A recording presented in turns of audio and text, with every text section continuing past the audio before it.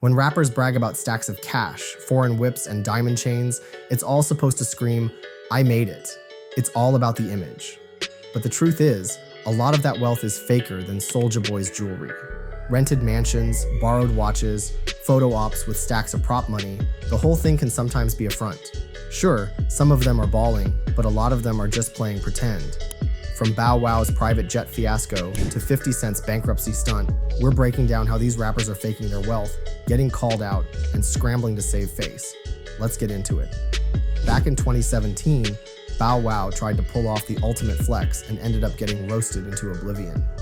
He posted a picture of a private jet to his Instagram, writing, "Travel Day, New York City press run for growing up hip-hop, let's go."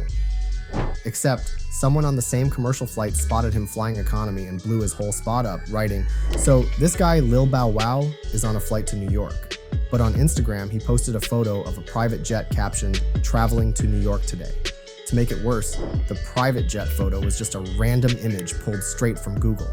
From a photo for VIP transportation in Florida, to be precise. The internet did what it does best and turned the whole thing into the hashtag Bow Wow Challenge, where everyone clowned him by posting their own fake flexes.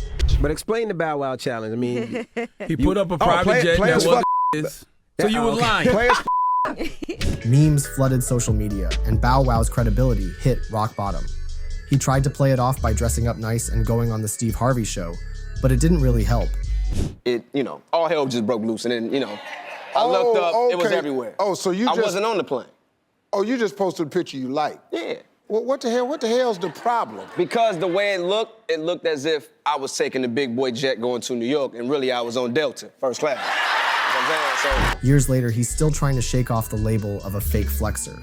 Every time he posts something remotely flashy, someone's in the comments bringing up the challenge. Kodak Black's been flexing his wealth on Instagram for years, but not all of it's legit. In 2018, Chris Brown called him out for flaunting fake money on Instagram, posting a video clip where Kodak admitted during an Instagram live session that the stacks he was flexing weren't even real. These hoes be asking me for money. They be like, "Let me get some money, babe." I say, "Man, I ain't got no money. That money you be seeing me with on Instagrams, that be fake money, man. That be prop money. This is not my money, girl. I do not have nothing." What makes the whole situation even wilder is that Chris Brown had previously sent Kodak $10,000 for commissary when Kodak was locked up just a few months earlier. Kodak expressed how grateful he was on social media, writing, "Fresh out the Bing, that boy Chris Brown just dropped 10 racks on my books. That's love." So, to turn around and call him out like that shows just how much the fake flexing was rubbing people the wrong way. Breezy wasn't even mad. He was laughing about it, co-signing Kodak's own admission by posting it with laughing emojis. Soulja Boy's whole career is built on hype, but sometimes that hype's nothing but smoke. One of his most embarrassing flexes happened when he claimed he'd bought a $6 million penthouse in Los Angeles. He went all out, posting videos and photos of the luxury spot, acting like he just made the most baller real estate move of the year. It's your boy Soulja Boy, man, just saying good morning to all the fans. Spent $6 million. $6 million for the new penthouse. But the truth was that it was just an Airbnb rental. And even worse, the property wasn't even worth $6 million. The actual listing price was $3.2 million. He literally doubled the price just to make himself look richer than he was. It didn't stop there though. Soulja's also been called out for wearing fake jewelry multiple times. Saw a picture of Soulja Boy wearing a very distinctive brand on his chains. If you see here these close-up pictures, there's a very noticeable symbol there from a brand called Gold Gods that looks like this. That is predominantly known for gold-plated jewelry, but stainless steel gold-plated. And back in 2013, Soulja Boy was sued by Icebox, a jeweler in Buckhead, Atlanta, for over $60,000 in unpaid debts related to jewelry purchases and repairs made in 2011. The lawsuit was ongoing and unresolved for years, and by 2021, Icebox claimed the debt had grown to around $200,000. Soulja Boy contested these claims, stating he had settled the debt and no longer owed money to the jeweler. For a dude who prides himself on being the first to do everything and supposedly making millions, getting exposed for fake bling, jeweler debts, and Airbnb rentals is a rough look, for sure. All roads lead to Shreveport. Yeah, man, we gonna give it to the jury, man. We gotta get to the money now. It's time to get to the money. You see, I got that hole in my sock. I'm hungry again. I'm hungry. Got to get to it now. Let's go, man. Straight to Shreveport like this. I'm gonna get me one of these cigars.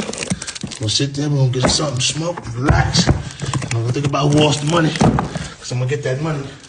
I'm gonna go to Shreveport and we're gonna do it. What in the puffy? 50 Cent might be a savage on social media, but even he's had to fake it till he made it. Back in 2017, while going through bankruptcy proceedings, 50 was out here flexing stacks of cash on Instagram like he just pulled off a heist. Pics of him with bundles of $100 bills spelling out words, stuffed in refrigerators, or scattered across floors like it was nothing. But in court, he and his lawyers claimed it was all for show. Fake money, used strictly for social media clout. Of money. You put up this picture right here of you eating a money sandwich. Yeah.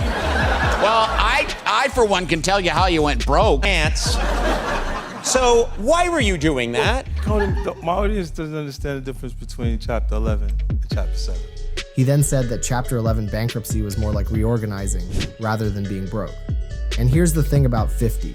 He's not just about the stunts, he's actually smart with his money. When people were clowning him for supposedly being broke, he was making moves, producing Power, a hit TV show that's become a cultural staple, his deal with Vitamin Water, which reportedly earned him tens of millions. He flipped the narrative from washed-up rapper to ruthless businessman. And if there's one thing you can't call fake, it's 50 Cent's knack for turning a bad situation into a money-making opportunity. That doesn't mean he doesn't still troll with the fake stacks now and then, just to remind everyone he's still got it. Say the King of New York is back tomorrow, April 15th. Listen, you know I don't want to address nothing.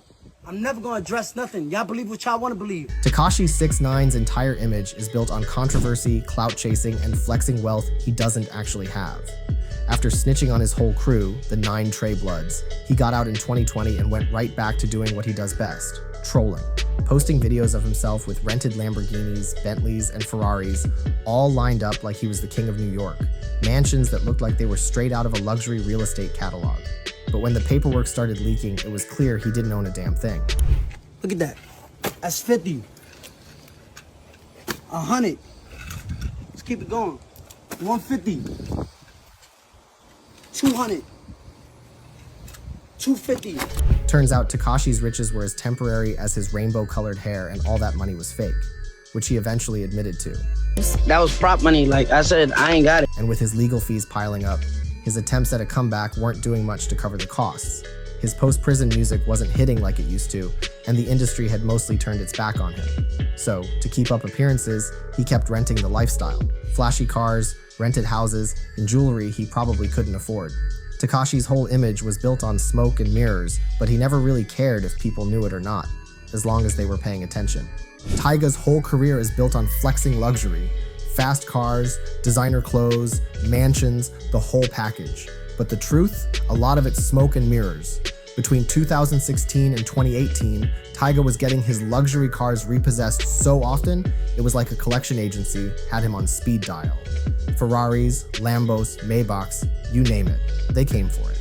One of the most embarrassing moments might have been when the Ferrari he gifted Kylie Jenner for her birthday turned out to be a leased vehicle, about as temporary as their relationship. The dealership came knocking when the payments stopped, proving Tyga's baller status wasn't as solid as he wanted everyone to believe. And it wasn't just the cars. Multiple jewelers hit him with lawsuits claiming he owed them thousands for pieces he never paid for. In 2013, the Rack City rapper was sued by celebrity jeweler Jason of Beverly Hills, who claimed Tyga owed him over $270,000 in unpaid jewelry. But Tyga kept pushing the luxury image, dropping music videos packed with high-end cars and dripping in ice like he was never broke. By 2020, people were starting to question whether Tyga's wealth was all for show. Sure, he's still cranking out hits like Taste and making money off OnlyFans, but the repo man showing up every 6 months doesn't exactly scream financial stability. And when your biggest flexes keep getting exposed, the image starts to look faker than the chains you're wearing. So what do you think? What's the point where image overtakes substance? Let me know in the comments. And as always, thanks for watching.